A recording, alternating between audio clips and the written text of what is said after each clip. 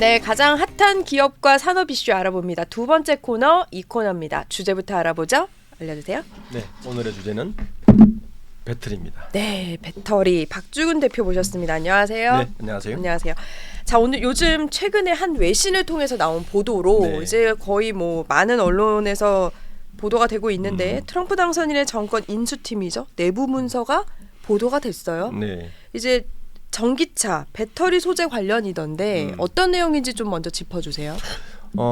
현지 시간 기준으로 16일 날 로이터 통신에서 이제 보도가 된 건데 네, 내용은 이제 전기차 완성차 업체도 안 좋고 네, 배터리 업체도 안 좋은 네. 뉴스죠. 첫 번째는 뭐냐면 전기차와 네, 충전소에 대한 지원을 삭감하겠다는 네. 겁니다. 뭘 예상을 했던 건데 네, 빨리 발표한 것 같고, 두 번째는 그 배터리 소재, 네. 자동차 부품과 배터리 소재에 대한 관세를 부과를 하는데 지금 그 다음 날 나온 뉴스를 보면 굉장히 고관세, 심지어는 그러니까요. 흑연에 대해서 920%까지. 그 수치가 맞나 싶을 생각이 들더라고요. 네. 이걸로 엄청 이제 출렁였는데 사실 반도체와 마찬가지일 것 같은 것 같아요. 전기차 보조금을 지금 위협하는 상태인 거고 네. 배터리에 관한 이제 부과가 되면은 사실 우리의 걱정은 한국 기업이거든요. 그렇죠. 이게 타격이 만만치 않을 것 같아요. 타격이 없을 수는 분명히 없죠. 또 기업마다 좀 차이가 있겠죠. 그 3업체마다. 그렇죠. 첫 번째는 아마 이제 보조금 폐지가 되면 네. 요즘 뭐 전기차 캐즘이라 그래서 네. 그렇지 않아도 전기차는 성장을 합니다. 이게 캐즘은 뭐냐 하면 성장은 하는데 네. 우리가 예상했던 것보다 성장이 덜한다는 이야기예요. 그러니까 네. 감소는 아니에요. 네. 그래서 지금 10월까지 기준을 보면 작년보다 8.4% 증가했거든요. 네. 여기는 어느 정도 수치냐 하면 그 전해는 51% 증가했으니까 네. 포인트로 보면 42.7% 포인트가 감소한 거예요. 이제 네. 성장률 자체가 감소했는데 네. 어쨌든 우리나라 이 배터리 3사를 기준으로 보면 지금 우리나라 배터리 3사가 북미에 15개 공장을 짓고 있습니다. 그러니까요. 네, 굉장히 생각보다 많이 짓고 더 있어요. 많더라고요. 그리고 이제 2만 개 그 일자리를 한다고 이제 진행되는데 네. 이번 소재에 대한 관세도 중요하지만 네. 저는 더 관심 가는 건 뭐냐면 IRA법은 우리가 많이 들어봤잖아요. 그렇죠. 그 친환경 네. 이 폐지 가능성에 대해서 이 IRA법의 하부 조항인데 그 첨단 제조 세 공제란 법안이 있어요. 네. AMPC라는 법안인데 네. 이게 실제적으로 우리나라의 배터리 3사가 미국에서 공장을 돌릴 때 요 공제로 네. 적자를 메꾸고 있거든요. 아, 굉장히 핵심이네요. 그렇죠. 이게 킬로와트당 한 45불을 네. 받아요. 오. 예를 들면 LG 에너지 솔루션이 네. 지난 3분기에도 요거를 받아서 1조 원이 넘는 혜택을 받았습니다. 아, 크네요. 1조 원. 혜택이. 네. 그러니까 적자를 이걸로 메꾼 거예요. 근데 지금 세액 공제도 문제지만 우리나라 배터리 3사는 그거와 플러스 네. 이것까지 손대지 않을까? 왜냐하면 IRA법이 계속 이야기를 하고 있거든요. 그렇네요. 그 안에 그래서 세부 사항을 건드릴 수 있죠. 걱정이 지금 많은 상태입니다. 이제 지금 대응은 이렇게 하고 있는 것 같아요. 두 가지 척으로 이제 어프로치 하고 있는 것 같은데 네. 다행스럽게도 네. 이 지금 북미 지역에 25개 완성차 배터리 공장이 운영되고 네. 세워질 예정인 곳 중에 네. 25개 중에 네. 19곳이 공화당 쪽이에요. 아, 그래요. 네. 공화당 지역구예요. 그러니까 네. 이 IRA를 폐지하면 굉장히 싫어하겠죠. 그리고 왜냐하면 본인 지역에도 일자리부터 뭐 그렇겠네요. 이렇게 걸려 있으니까 그렇죠. 지금 그래서 총 어떤 이 자동차 업계나 배터리 업계에서는 대관을 총동원해서 이 공화당 지역구 의원들을 지금 로비를 하고 있죠. 그래야 막아달라. 되겠네요. 그렇죠. 거기에도 지역에도 그렇고. 그렇죠. 이게 이제 정치적 대응이 하나가 있고 네. 이제 두 번째 이런 상황에서 우리 배터리 3사들은 굶어 죽을 수는 없잖아요. 그렇죠. 그래서 최근에 이제 이루어지고 있는 빠른 변화 중에 하나는 이제 전기차 배터리에만 집중했던 사업 포트폴리오를 네. 비전기차. 비전기차. 그렇죠. 네. 이제 대표적으로 하나가 에너지 저장 장치 네. ESS라고 하는 네. 요 사업하고 배터리 소프트웨어 사업이 있어요. 네. 이게 무슨 사업이냐면 우리 전기차 모는 분들은 이게 잘 아실 텐데 이 배터리가 최적화될 수 있도록 소프트웨어 플랫폼 사업을 하는데 이것도 배터리사들이 합니다. 네. 요 두 개 사업을 지금 굉장히 빠르게 움직이고 있어요. 그래서 요거는 넌 EV라는 사업인데 네. LG 에너지 솔루션 같은 경우는 요 책임자를 지금 그 CSO 산하에다가 바로 넣고 네. SK온 같은 경우도 이석희 대표 직속 산하에 요 네네. 부서를 넣었어요. 그러니까 이런 상황에서 기업들은 어쨌든 넌 EV도 네. 좀 매출 포트폴리오를 올려서 좀 대응하고 있는 두 트랙으로 하고 있는 것 같습니다. 이렇게 전략적으로 지금 발빠르게 하고 있는 모습이 보여지고 있는데 사실 배터리는 미래의 핵심 사업 중에 딱 하나잖아요. 근데 글로벌 전기차 배터리 시장에서 우리나라 빅3라고 이제 표현을 하자면 점유율이 굉장히 많이 4년 만에 많이 떨어졌던데 네. 이것도 사실 중국의 여파가 좀 크겠죠. 그렇죠. 크게 두 가지 이유 때문입니다. 전기차 배터리 이제 점유율이 떨어지는 거는 첫 번째는 안전성이에요. 안전성이요. 네. 지난- 최근에 배터리 3사들이 네. 움직이고 있는 가장 큰 변화 중에 하나는 그 전에는 우리가 그 온통형 배터리가 중심이었어요. 그렇죠. 네. 근데 이게 안전성에 문제가 있다고 계속 이야기가 나오니까 우리가 우리나라 유추도 나오지 않습니까? 네, 그래서 나오죠. 최근에는 중국이 각형 배터리를 쓰거든요. 네. 이 각형 배터리는 뭐냐면 알루미늄 캔 안에 네. 그 각형으로 다 넣기 때문에 외부 충격이 굉장히 강합니다. 음. 여기 중국이 주로 밀던 거였어요. 네. 이러다 보니까 각형 배터리, 운영 배터리를 주로 쓰던 우리나라가 훨씬 더 밀리게 됐어요. 네. 이게 첫 번째 원인이었고 두 번째는 역시 가격입니다. 네. 그러니까 우리나라 3사 배터리 3사들이 주로 밀고 있는 기술력으로 밀고 있는 배터리는 NCM이라고 해서 니켈, 코발트, 망간 이게 3원계 배터리를 주로 밀었는데 네. 중국 배터리는 좀 싼 네. 인산철 LFP라고 그러죠. 또 요 배터리를 밀면서 그렇지 않아도 캐즘이라고 시장에 빠져 있는데 네. 뭐 전기차는 배터리 가격이 굉장히 많이 차지하잖아요. 그럼요. 그래서 이 FP가 훨씬 대세를 이루어진 거죠. 네. 이러다 보니까 글로벌 점유율이 굉장히 떨어졌어요. 미국은 그나마 수월을 했는데 네. 문제는 유럽 시장이란 말이에요. 유럽 시장에서 이 각형 배터리와 LFP 배터리의 점유율이 올라가면서 우리나라 배터리 3사들이 굉장히 밀렸어요. 그래서 지금은 이 두 가지도 국내 배터리 3사도 각형을 지금 나오고 있고요. 네. LFP도 나오고 있어요. 그 자동차의 캐즘이 빠지는 원년을 많은 전문가들이 내년이라고 이야기해요. 후내년 그렇죠. 26년이라고 네. 이야기해요. 네. 이유는 뭐냐면 결국에는 가격이거든요. 가격이요. 네. 그러니까 현재 그 내연기관 차와 가격이 비슷해질 때 비로소 전기차가 완전히 부활될 것이다. 대중화되고. 예, 그때가 이제 후내년 26년을 보고 있습니다. 근데 이게 계속 보다 보면 한국이 참 힘들겠다라고 싶은 게 아까 말씀도 하셨지만은 미국 업체들이 중국산 흑연에 반덤핑 조사 요청도 했고 920% 관세도 붙여달라고 했고 반면에 중국도 이제 2차 전지 흑연 그 미국 수출 과정을 꼼꼼히 봐서 안 됐을 시에는 수출을 금지하겠다라는 말도 홈페이지에 공지를 했거든요.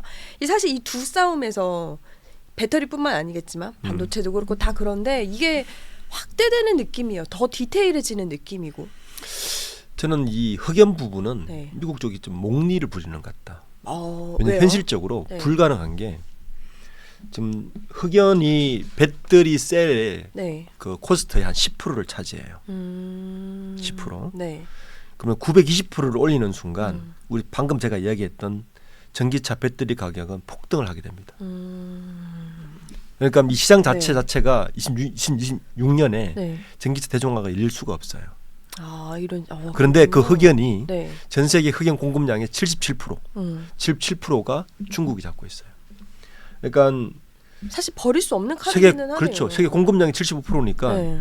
여기에 관세를 920% 때리는 순간 사실 자동차 배터리 시장은 붕괴될 수도 있습니다. 그렇죠. 네. 그래서 이거는 물론 미국의 이제 생산업체를 대표하는 뭐 이런 협회 쪽에서 그 요청을 했겠죠. 요청을 한 거더라고요. 뭐 자기 그 사업 보호를 네. 위해서 이거는 제가 볼 때는 거의 뭐 징벌적이기 때문에 목리를 부리고 이렇게 되면 같이 망가지는 거죠. 근데 사실 미국도 이건 버릴 수 없는 카드 아니에요? 없는 카드죠. 없으면 안 되는 거고. 없으면 안 되는 기 때문에 뭔가 이 정도를 던졌다는 이야기는 협상을 하자.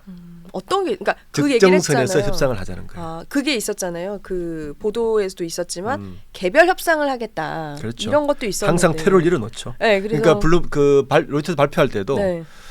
이렇게 하지만 협상은 따로 하겠다. 그럼 어느 정도로 협상할 수 있는 거예요? 왜냐면 이거는 사실 자기네들도 너무 필요한 부분이니까. 그렇죠. 그럼 어느 정도 협상을 좀 한다고 보세요? 제가 볼 때는 미국의 2차 전지와 전기차를 안 갈 수는 없는 상황이고, 그러니까 미국 시장에 가장 보호를 할 수 있는 시장으로 가는 거예요. 근데 잘 보면, 그러니까 트럼프가 소위 말하는 러스트벨트에 네. 기반을 두고 이제 공화당이 되지 않습니까? 네. 거기는 내연기관차가 주란 말이에요. 네. 그러니까 저는 이런 것 같아요. 자기의 정치적 기반이 되는 러스트벨트를 네. 최대한 길게 보호해줄게. 욕하던 것 같아요. 그러면서도 일론 머스크가 사실 들어가지 않았습니까? 그렇죠. 그 일론 머스크의 손익계산서도 굉장히 따지겠죠. 따지겠죠. 일론 머스크는 IRL법을 없애도 자신 있다 이거예요. 테슬라는. 어차피 우리는 점유율로 자신이 있으니까 간다는 얘기인데, 그런데 적정선을 찾아가는 밀당 중이다 이렇게 보셔야 될 것 같아요. 저는 이게 이제 정권이 아직 시작도 안 했잖아요. 네. 시작되기 전에 계속 던지는 거예요. 더 많은 저는 더 자극적인 걸 던질 것 같아요. 시장에다가. 그래서 저는 네. 잘 보면 계속 밀당을 하고 있구나.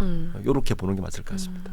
이게 조금 다른 얘기긴 한데 사실 이제 다 이런 얘기 하잖아요. 아직 시작도 안 했는데 그렇죠. 열어봐야 안다. 사실 열어보면 덜할 수도 있다. 뭐 이런 얘기도 하는데 오늘 밤사이 나온 이제 외신을 보면 SK 하이닉스가 잠시 얘기를 하자면 반도체 보조금이 이제 협상이 됐는데 생각보다 예상했던 가격보다도 더 높게 책정이 됐거든요. 네. 근데 이게 이제 정권 말미인데 이제 바뀌어가는 과정에서 어떻게 보면 트럼프도 이런 이슈들을 보면서 조금 더 뭐라 그럴까요? 지혜롭게 유해질 수 있지 않을까요? 저는 트럼프는 충분히 그럴 인물이라고 보고 있습니다. 그래요. 그러니까 뭐 어제 손정희 씨를 데리고 와서 네. 수사를 유치한다든지 사실 장사꾼이잖아요.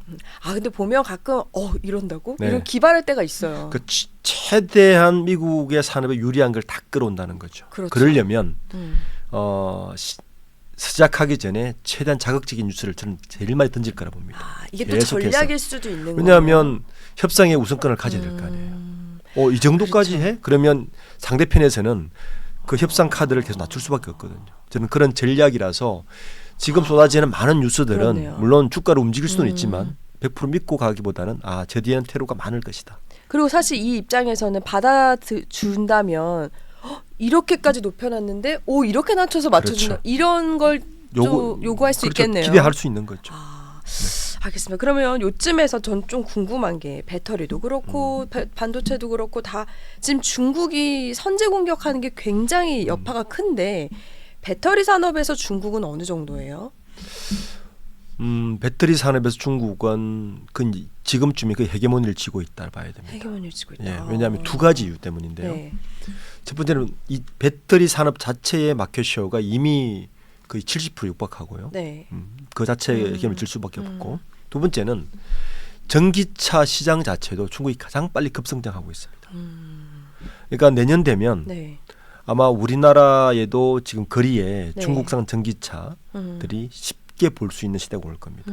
그러니까 현대차도 되게 긴장을 하고 있죠. 그렇죠. 그리고 더 무서운 건 그 다음이에요. 네. 자율주행차 시장도 중국이 가장 빠릅니다.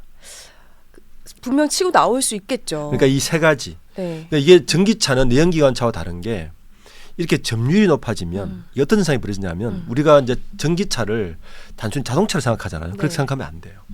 전기차는 PC로 봐야 됩니다. PC요. 네. 마이크로소프트와 구글 이런 그 빅테크들이 네. PC OS를 기반으로 전 세계를 장악했지 않습니까? 네. 전기차에는 뭐가 깔리죠? 소프트웨어가 깔립니다. 네. 예, 그렇네요. 전기차는 PC네요. 네. 디바이스예요. 전기 디바이스예요. 그러니까 거기에 들어가는 플랫폼, 그러니까 단순히 전기차 시장 점유율이 높아지는 것은 네. 차를 한 대 더 파는 개념이 아니고 그렇네요. 그게 기반된 모든 플랫폼이 동반으로 따라가기 때문에 네. 향후 전기차 시장을 누가 장악하는가는 굉장히 중요한. 그러니까 아까 제가 배터리도 이게 헤게모니를 지는 게 중요한 게 네. LFP든 NCM이든 먼저 많이 파는 쪽은 아까 뭐라 그랬죠? 전기차 그 배터리 기업들이 소프트웨어 시장을 한다 그랬잖아요. 네. 같이 따라가게 돼 있어요. 따라가야겠네요. 그러면 그렇죠. 한번 그게 장착되면 못 네. 바꿉니다. 예.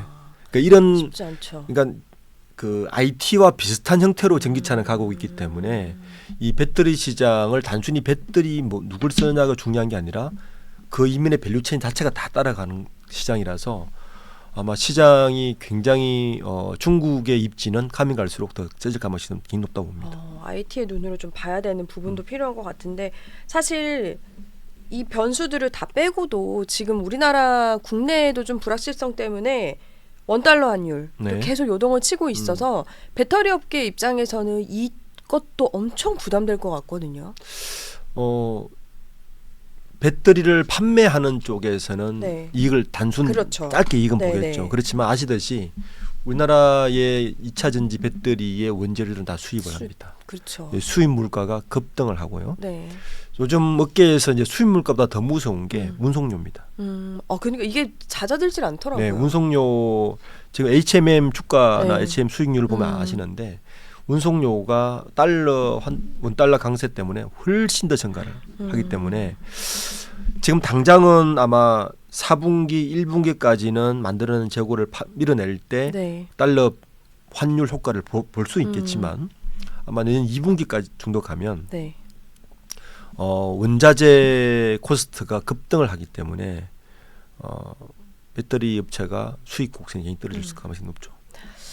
그러면 이게 환율도 잡혀야 되는 문제가 있고 또 경기 우리나라 국내 침체 경기 침체나 불확실성의 해결도 있지만 트럼프라는 이제 정권 시작이라는 가장 큰 변수가 있어요. 이걸 감안했을 때 내년의 배터리 업계 좀 어떻게 전망을 하세요? 글로벌적으로? 여러 변수가 많겠지만 우선은 IRA법 전체를 저는 폐지할 거라 보지는 않습니다. 그래요? 예, 네. 그거는 굉장히 무리수가 많고요. 그리고 아까 말씀드렸듯이 그렇죠. 네. 그 25개 지구 중에서 19개가 공화당 지역이기 때문에 아마 반발이 쉽지 않을 거고요. 네.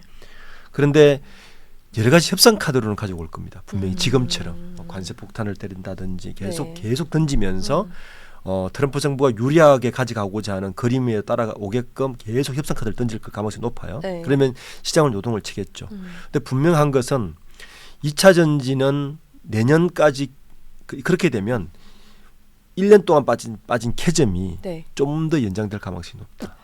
캐즘의 연장. 네. 이것도 사실 만만치 않긴 하네요. 그러니까 생각보다 원래 내년쯤 되면 네. 캐즘이 끝나고 이렇게 시장이 예측하고 있는데 요 상황들이 조금 더 지연될 가능성이 높다. 이렇게 되면 우선 아까 AMP를 적게 받으면 네. 당장 적자로 빠질 가능성이 있어요. 우리나라 배터리 업계들이. 네.